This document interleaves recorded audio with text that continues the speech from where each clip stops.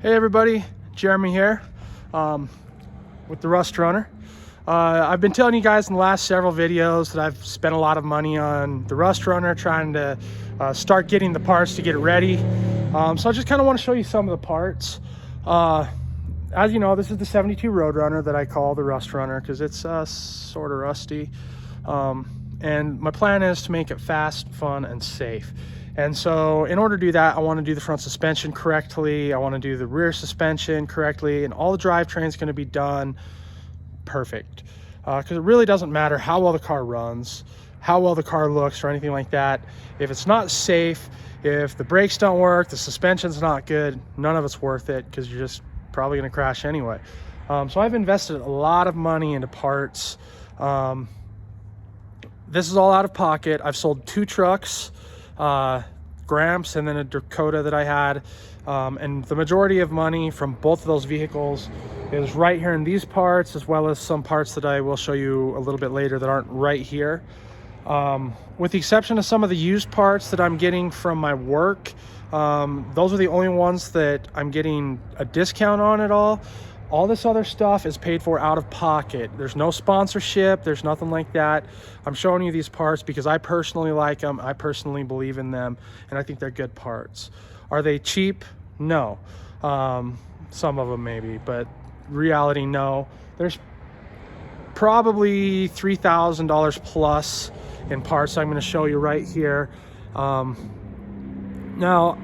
you know, kind of on that note, I know a lot of people still like to believe that it's 1995 and you can buy these cars for $300 or $400. The reality is, very rarely can you. They are not inexpensive cars anymore. Everybody wants them. There's a lot of money tied up in parts and cars. And so as much as you don't like to, in order to get a cool car and build it and have fun, make it right, you're gonna have to put some money into it. But anyway, I'm going to show you these parts, and then we'll go back to the yard where I have some of the other parts, and I'll show you those. And like I said, I believe in these parts, so I'm pretty excited about them and just want to show them. This car is going to be awesome. We have some plans later this year that hopefully we'll be able to make. We're going to just take them out, and this one and a couple other cars, and go cruise them. So the engine that I'm going to put in it right now, I'll show you later. That's not going to be the permanent engine. Some of these parts I'm going to show you are for the engine that's going to go in later. Pretty much all the Milodon stuff and the gold Moroso valve covers, all that stuff. That's going to go in the permanent engine that I'm not building yet. Right now I just want to get it going and have fun and drive it. As you guys also know, if you follow my videos, is I picked up that 69 Dodge Dart. I'm more excited about that car than this one by quite a bit. So I've got to figure out how to put some money into that one as well. But I'm hoping by midsummer to have the Rust Runner, the Dart, and the Monaco all going. I'd like to take them to Peach Days Car Show down in Brigham in September, and maybe a few other little local shows. We also still have the red and white, or the orange and white 81 Dodge that we call Tony. I have the red Dodge that I call Red. That one's not going to be done for a long time. I'm still not 100% sure what I'm going to do with it. I don't know. It's, with all the cool cars, it's kind of hard to be real excited about the truck. Anyway, I'm going to go over the parts now. Okay, so it's probably going to echo in here a little bit, but that's all right. We're going to just kind of look at some of this cool stuff. So first thing I'm going to show you, this is the shifter. This is the whole thing, the rods, everything. And because this car is a bench seat car, in 1971 through 1974, it had a specific shifter, specific rods. It had this little, what they call the dog bone piece that mounts to the transmission and actually puts the lift or the shifter where it needs to be. Pretty hard to find and very specific to 1971 through 1974 B-body with bench seat. Now inside the car, the floor is even different, the carpet's different. I mean, there was a ton of stuff to make it different for the bench seat. On that, this is the shifter, and that is also specific. If you watched my pistol grip video, you'll see what I'm talking about. But this is the actual Hurst excuse me, her shifter, and it's the correct one for 71 through 74. That whole thing was, I feel like I got a pretty good deal on it, and it still cost me $800.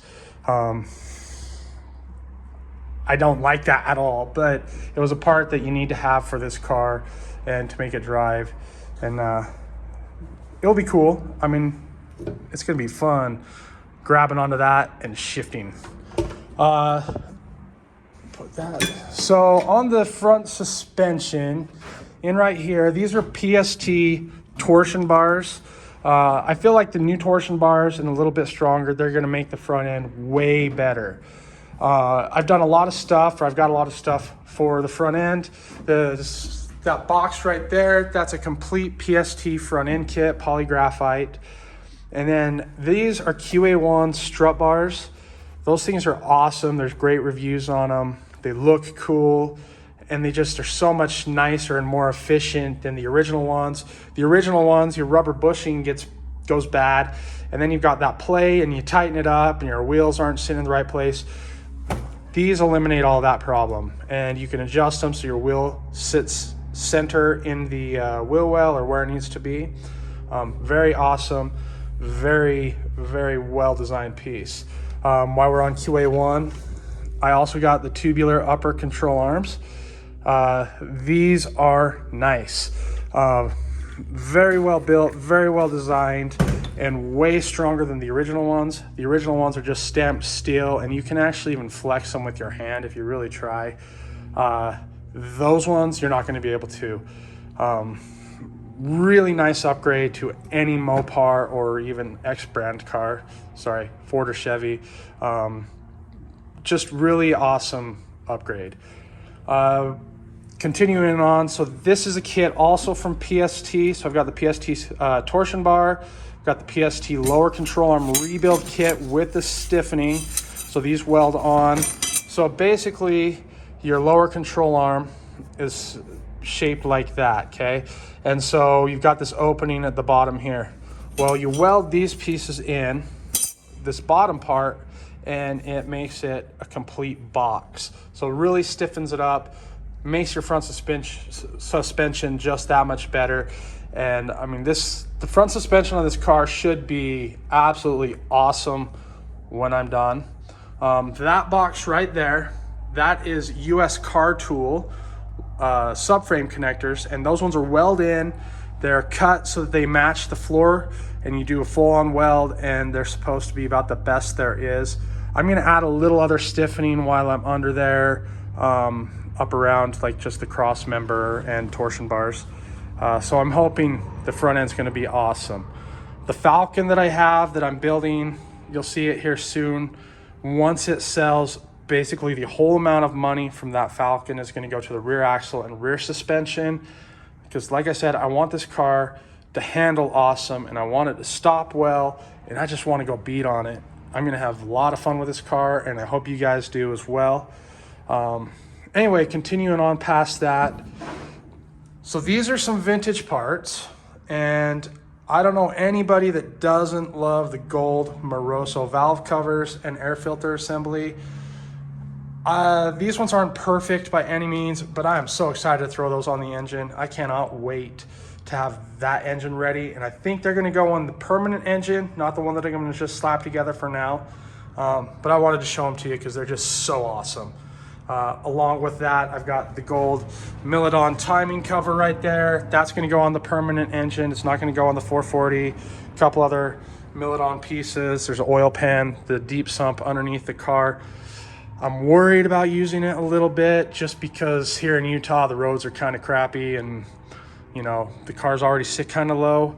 I am using a 6-pack K-frame, which I'll show you later, that has that little skid pan, and that may or may not help.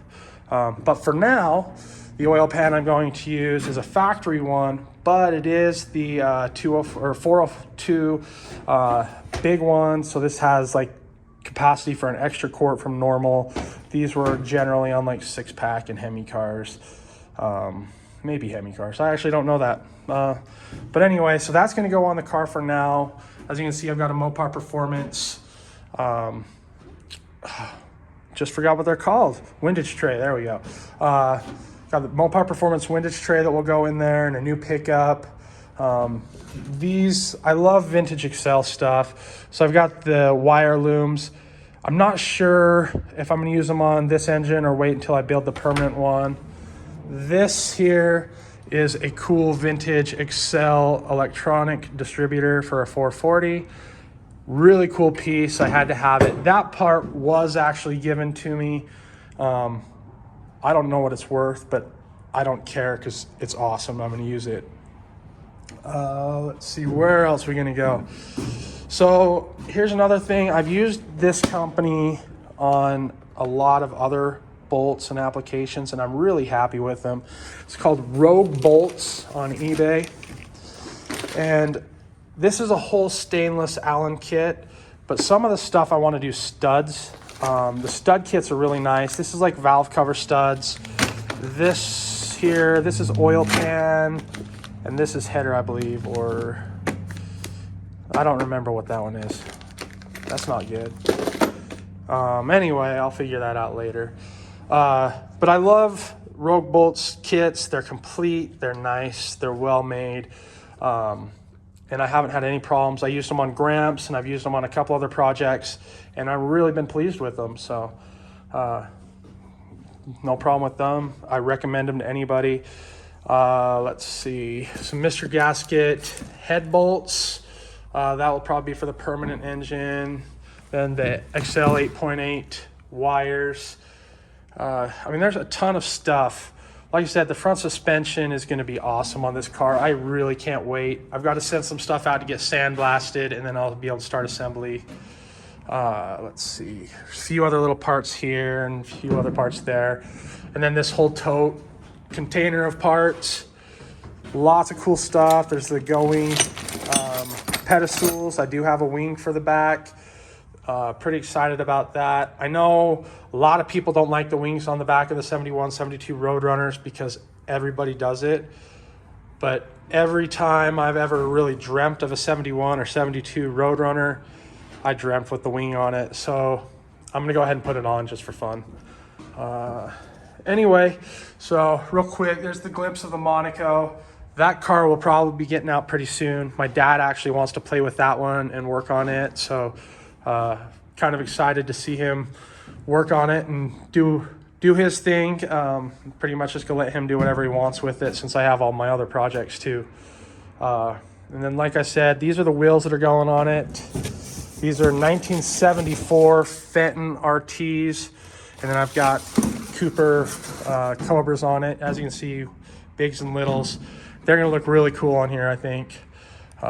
So anyway, I'm gonna close up here and we're gonna go back to the yard and I'll show you what I have there. Okay, so this is the K-frame and the front suspension that I'm going to rebuild.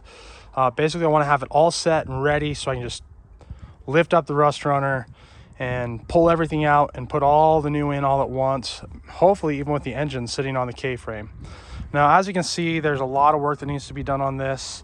It looks like it might be even missing a couple little pieces here and there, which I'll have. But this is the 6-pack style K-frame. It's got that skid pan on it, as you can see. Has disc brakes, all that stuff needs rebuilt. The one thing that I haven't bought yet that I need to get is a front sway bar. I'm not sure which company to go with. I've used Adco in the past and always been really happy with them.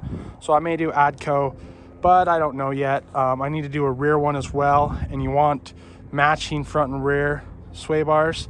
So I need to do some research still.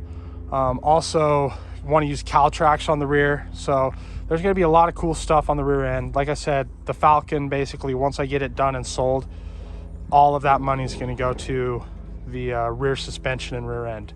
But this is the K-frame and some of the front suspension I'm using. Will be nice to go get this all sandblasted and start building it. This is what I was talking about, the rubber bushings. See how that's all worn out?